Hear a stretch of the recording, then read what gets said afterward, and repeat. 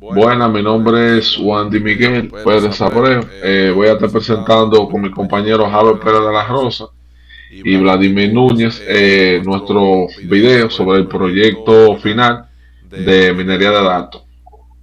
El objetivo principal de este proyecto es resolver un problema real de negocio. ¿Cómo puede una empresa conocer mejor sus clientes y segmentos en grupos para aplicar estrategias de marketing específicas? Para lograr esto, utilizamos técnicas de análisis RFM, que significa herencia, frecuencia y monetario, combinadas con el algoritmo de Machine Learning llamado K-means, que agrupa automáticamente a los clientes según su comportamiento de compra. El proyecto sigue una arquitectura de datos profesionales llamada Medallion arquitectura, que es utilizada por empresas como Databricks y Microsoft. Esta arquitectura tiene tres niveles o capas. La capa almacena los datos crudos exactamente como llegan de la fuente. Y la capa Silver contiene los datos después de la limpieza y validación. Y la capa Gold es la que tiene los datos transformados, enriquecidos y listos para el análisis avanzado.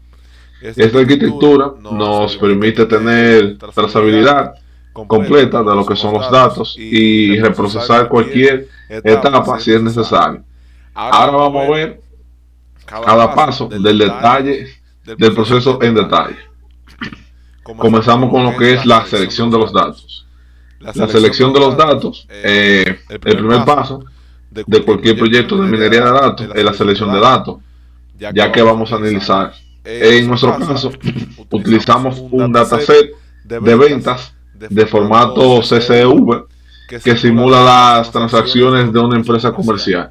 Este formato es uno de los más utilizados porque es universal y puede ser generado por casi cualquier sistema. El dataset contiene información detallada de cada transacción, el NID o identificación del cliente, la fecha en la que se realizó lo que es la venta, el nombre del producto y su categoría, la cantidad comprada y el precio unitario y el costo unitario, además del total de venta y el total del costo. El código que desarrollamos tiene una característica inteligente: detecta lo que es automáticamente si el archivo usa coma o punto y coma como separador. Esto es importante porque un sistema configurado en español, Excel, muchas veces guarda los CSV con punto y coma en el lugar de la coma. Una vez cargados los datos, el programa nos muestra lo que es la información básica: cuántas filas y columnas tiene el dataset, los primeros registros para verificar que se cargó correctamente y el tipo de datos de cada columna. Esta verificación inicial es fundamental, ya que para detectar los problemas temprano antes de continuar el procesamiento. En la otra sección tenemos lo que es la capa bronce de los datos crudos. Una vez que verificamos que los datos se cargaron correctamente, procedemos a interpretarlos en lo que es la base de datos SQL Server, específicamente en la capa bronce. ¿Por qué usamos SQL Server? Porque es un sistema de gestión de base de datos robusto que es utilizado ampliamente en entornos empresariales. Este nos permite almacenar grandes volúmenes de datos, ejecutar consultas eficientes y mantener lo que es la integridad de la información.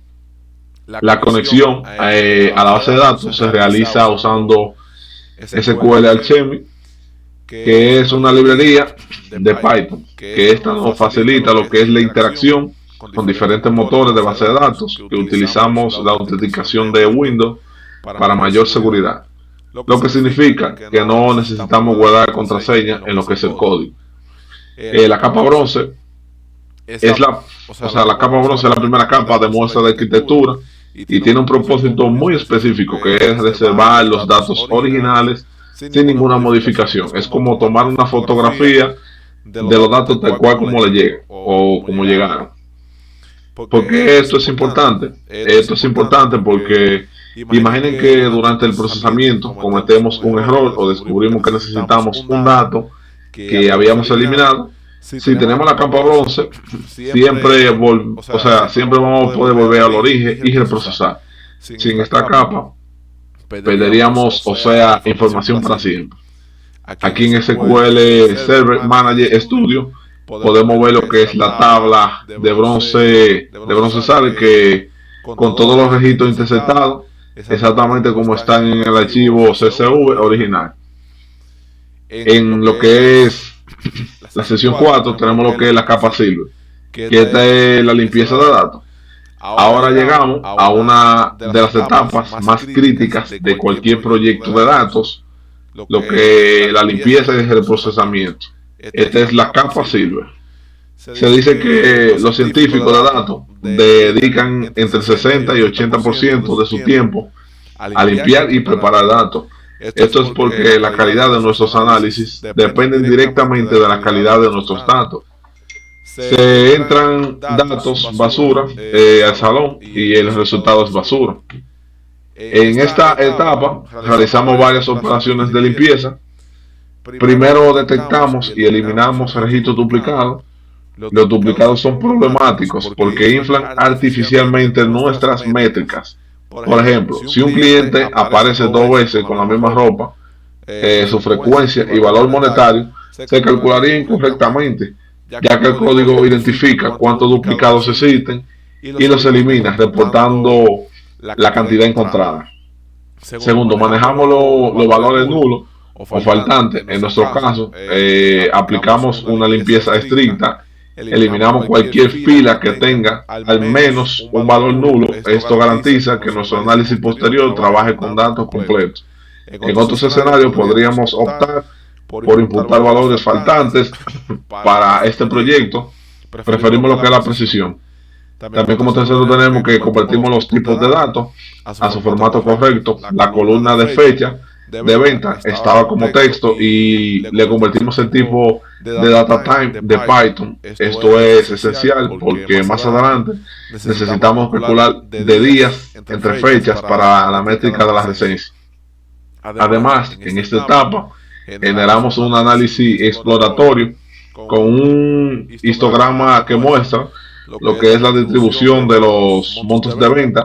Este gráfico nos va a ayudar a entender, este gráfico que pueden ver aquí, a entender lo que es el comportamiento general de las ventas. Podemos ver si hay ambos valores atípicos, si la distribución es normal o es sesgada y cuál es el rango típico de las transacciones. Finalmente, los datos limpios se guardan en la tabla Silver-Sales de lo que es nuestra base de datos, listo para la siguiente transformación.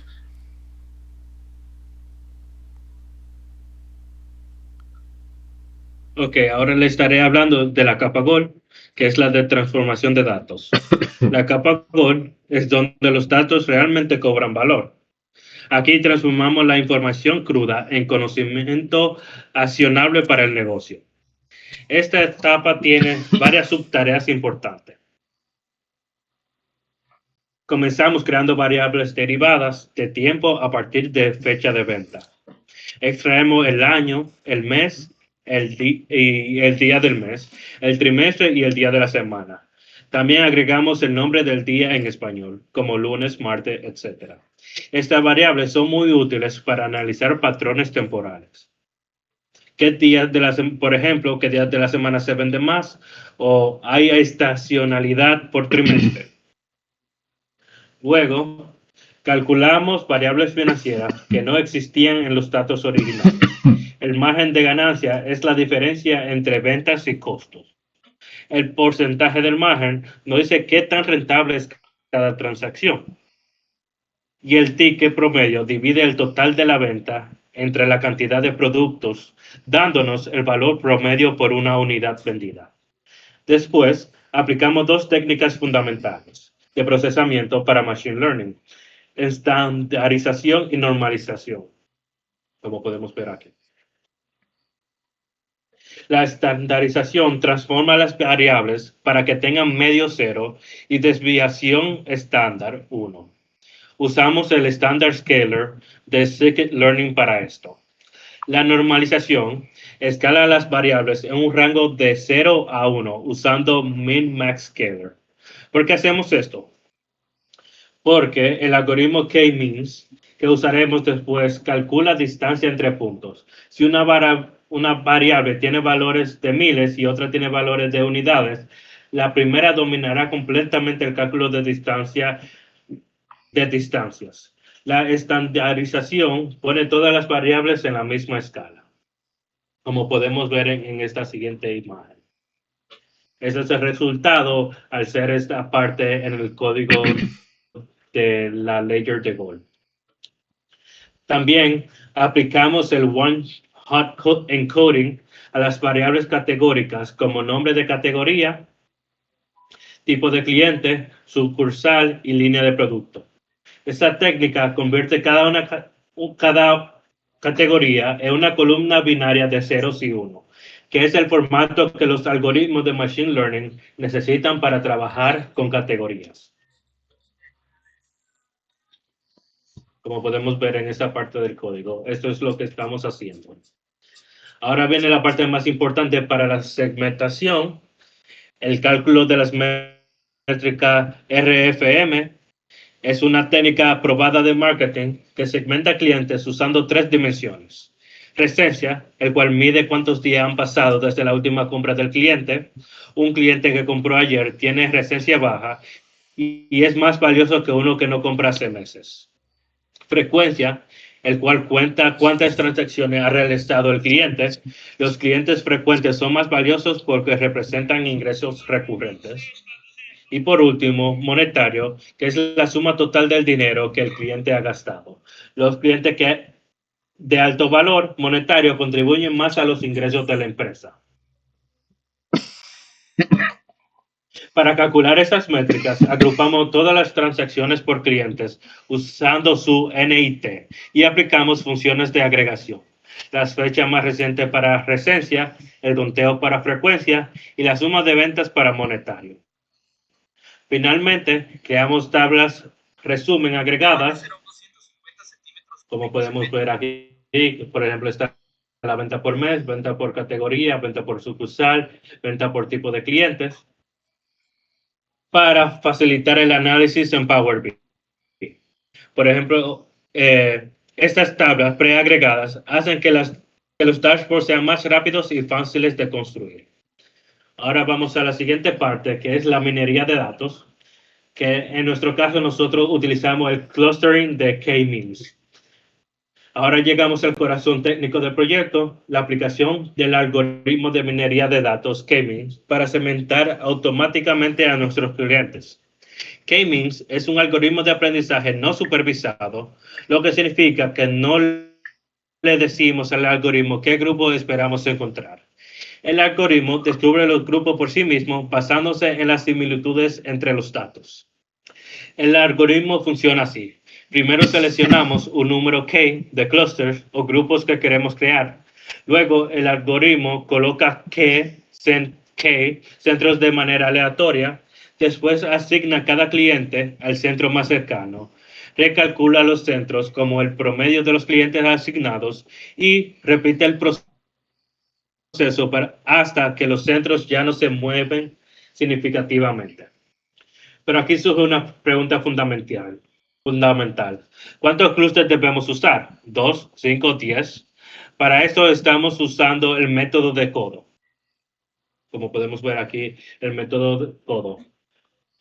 El método de codo consiste en ejecutar K-means con diferentes valores de K, desde 2 hasta 10 o más, y calcular la inercia para cada uno. La inercia es la suma de las distancias de cada punto a su centro de clúster.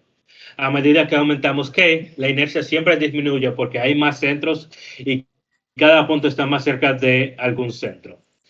Graficamos K versus inercia y buscamos el punto de la curva que forma un codo, es decir, donde agregar más clúster ya no reduce significativamente la inercia.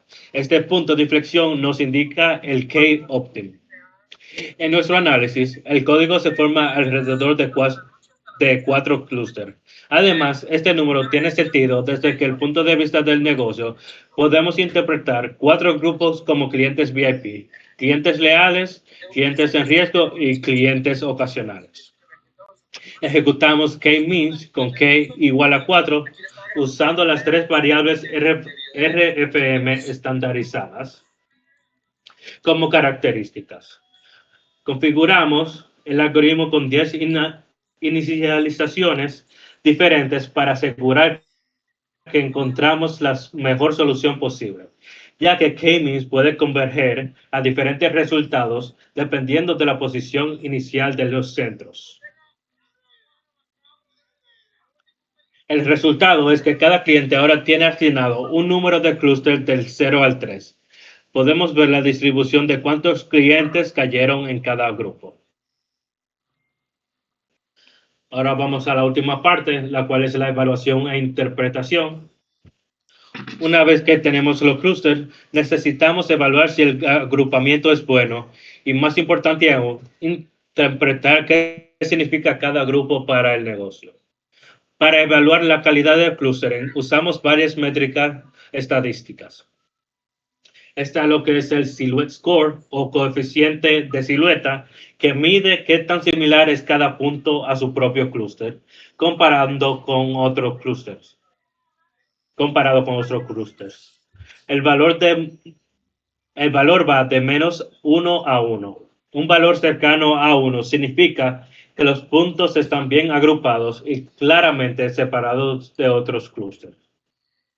Un valor cercano a 0 indica que los puntos están en la frontera entre clústeres y un valor negativo sugiere que fueron asignados al clúster equivocado. El índice Kalinsky-Harabath, también conocido como criterio de razón de varianza, mide la densidad de los clústeres y qué tan separados están entre sí. No tienen un rango fijo, pero valores más altos indican clústeres más densos y mejor definidos. Eso fue lo que hicimos en esta parte. Luego lo siguiente que hicimos fue el índice Davis-Bouldin, que mide la similitud promedio entre cada clúster y su clúster más parecido. A diferencia de los anteriores, aquí buscamos valores más bajos, ya que indica que los clústeres son distintos entre sí. También reportamos la inercia del modelo final, que es la suma de las distancias cuadradas de cada punto a su centroide. Pero las métricas estadísticas solo nos dicen si técnicamente el clustering es bueno. Lo verdaderamente valioso es la interpretación del negocio.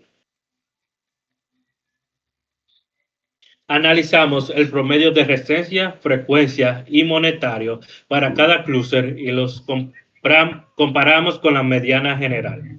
Los clientes VIP son aquellos con resistencia baja, es decir, que compraron recientemente, y valor monetario alto. Esos son nuestros mejores clientes. La recomendación es mantenerlos contentos con ofertas exclusivas, acceso anticipado a nuevos productos y atención personalizada. Eso es una de las conclusiones a las que hemos llegado. Otra de las conclusiones es que los clientes en riesgo tienen resistencia alta, hace tiempo que no compran, pero históricamente tenían alto valor monetario. Fueron buenos clientes, pero los estamos perdiendo. Necesitamos campañas de reactivación urgente, descuentos especiales, llamadas de seguimiento o encuestas para entender por qué dejaron de comprar. Los clientes leales muestran alta frecuencia de compra. Aunque su valor monetario individual puede ser moderado, son clientes constantes que confían en la empresa. Debemos reforzar su lealtad con programas de puntos, beneficios por antigüedad y reconocimiento. Y por último, los clientes ocasionales tienen baja frecuencia y bajo valor monetario. Compran esporádicamente y gastan poco. La estrategia es incentivarlo con promociones que aumenten su frecuencia de compra, como descuento en la segunda compra o envío gratis al superar cierto monto. gen- generamos dos visualizaciones, un gráfico de dispersión que muestra frecuencia versus valor monetario, como podemos ver aquí, con cada, con cada clúster en un color diferente y un gráfico de barras con la cantidad de clientes en cada clúster. Todos esos resultados se guardan en la tabla Gold Customer para poder consultarlos después o conectarlos a herramientas de visualización como Power BI. Hemos llegado al final de la primera parte y ahora le estaremos dejando con nuestro compañero Vladimir para que aborde la segunda parte de la cual se trata del Power BI. Al hablar de compartir pantalla. Perfecto. A ver, déjame compartir. Me avisan si se está viendo ya. Sí. Muy bien, entonces vamos con la parte de Power BI donde vamos a ver el flujo de trabajo esencial que estamos haciendo y vamos a recoger el camino de los datos para que se pueda ver desde el principio hasta tener un dashboard completo de esto.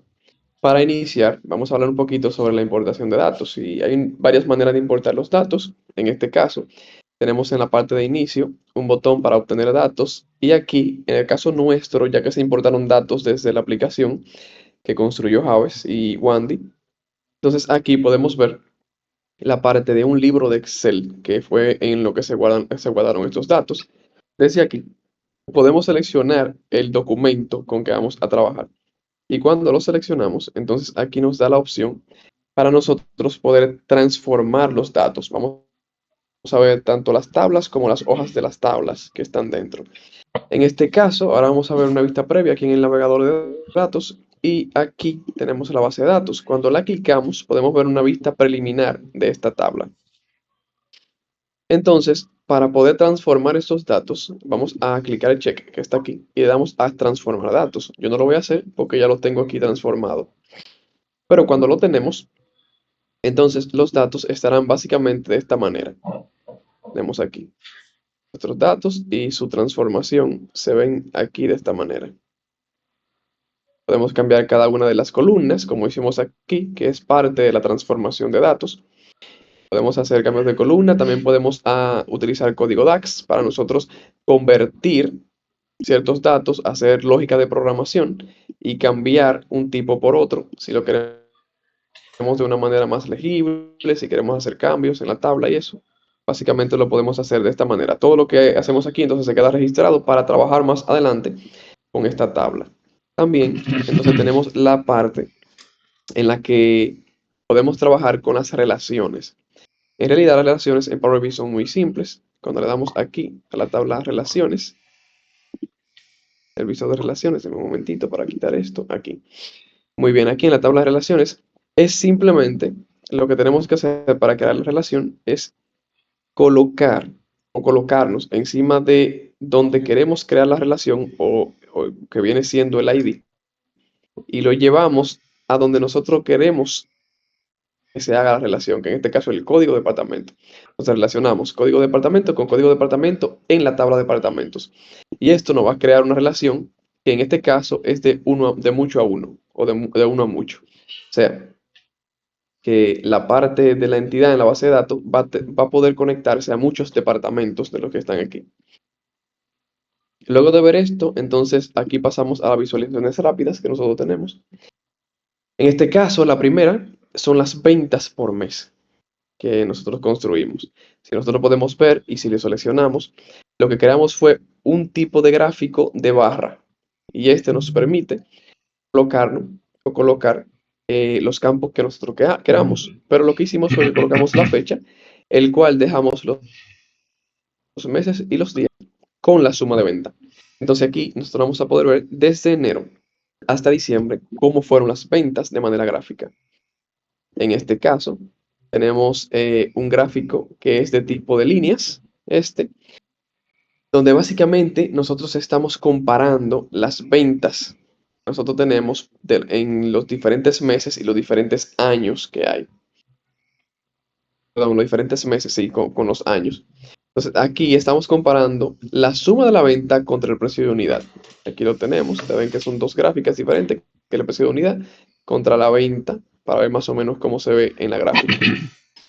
Entonces, luego utilizamos algunas visualizaciones avanzadas y algunas de ellas, de las que hicimos, fue que utilizamos algunos filtros. Ven que tenemos algunos filtros por fechas, por sucursales, también por nombre de departamento. Entonces, las virtudes que tiene esto es que cuando nosotros cambiamos, todos estos son dinámicos. Por ejemplo, si yo cambio la fecha, ustedes verán que dinámicamente todos los gráficos van a cambiar. Ahí cambiaron todos los gráficos dinámicamente, incluyendo esta tabla que nosotros tenemos aquí. Esta tabla responde a la manipulación de estos datos también. Y colocamos menos fecha y ahí vemos los datos de esa fecha. También lo de sucursal, que si que elegimos la sucursal norte, que si elegimos la sucursal sur, y así por el estilo, los gráficos y la tabla va cambiando de esta manera. Aquí con el nombre de departamento, que en realidad fue una entidad que nosotros conectamos, que fue la entidad de departamento con la entidad de base de datos. Aquí también cambiaría por el departamento que nosotros seleccionamos, que fueron aleatorios. Básicamente funcionaría de esa manera. También aquí abajo tenemos conectada una gráfica de calor. Y esta gráfica de calor nos permite a nosotros entonces ver de manera de cómo las ventas por las categorías, por ejemplo, las categorías que tenemos aquí, que serían en este caso carnes frías, esparcibles, fit, helados, jugos, refrescos, kit lácteos, postres. O sea, ¿cómo podemos nosotros ver la evolución por mes de dónde están las mejores ventas, básicamente? O sea, por ejemplo, mientras más oscuro, son mejores las ventas. Entonces, para explicar este gráfico, ¿cómo lo hicimos? Básicamente, aquí nos fuimos a este gráfico, que es una matriz. Y en la matriz, entonces, pasamos a lo que es la parte de columna específica. Perdón. Elementos de celda. Y en elementos de celda agarramos y colocamos color de fondo y color de fuente. Aquí en color de fondo lo que hicimos fue lo siguiente. El más bajo lo colocamos el más claro. El más alto colocamos el color más oscuro que nosotros queríamos. Lo mismo hay que hacer con la fuente. Con los mismos colores también para que se vea, para que no se vea el texto. Básicamente fue de esa manera. También con la parte de la tabla. Lo que hicimos fue que hicimos una tabla común, como pueden ver aquí. Colocamos esta tabla y a la tabla, entonces lo que le agregamos fueron las siguientes columnas. Agregamos la de nombre del cliente, código de departamento, nombre de sucursal, suma de cantidades y suma de precio. Si nosotros podemos construir esta tabla, se pueden agregar más datos, depende de las necesidades que tenga el usuario. Y como decimos, cada vez que nosotros seleccionamos algo es dinámico. En este caso, en la tabla, si hacemos clic a un dato, se va a cargar en base a ese dato que seleccionamos toda la tabla. Ahí pueden ver que el gráfico de calor se cambió porque yo seleccioné solo una tienda en ese momento. Si selecciono otra, va a ir cambiando cada una de ellas. Le damos doble clic, vuelve a ponerse normal. Así funcionan cada uno. En caso de los filtros, que no expliqué cómo funcionaban, entonces nos colocamos encima de él. Aquí vemos que es un filtro de segmentación de datos. En este caso, la segmentación lo hicimos por fecha. Y en el caso de los promedios, queremos hacerlo en vivo y las sumas. Es un poquito simple, simplemente lo que tenemos que hacer es agregamos una tarjeta de las que tenemos por aquí, que son, vamos a ver, un momentito.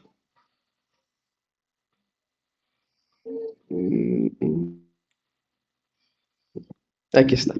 Ya tenemos una tarjetica. Y aquí, como pueden ver, tenemos la suma de ventas y este tipo de cosas. La suma de ventas de cada una de ellas.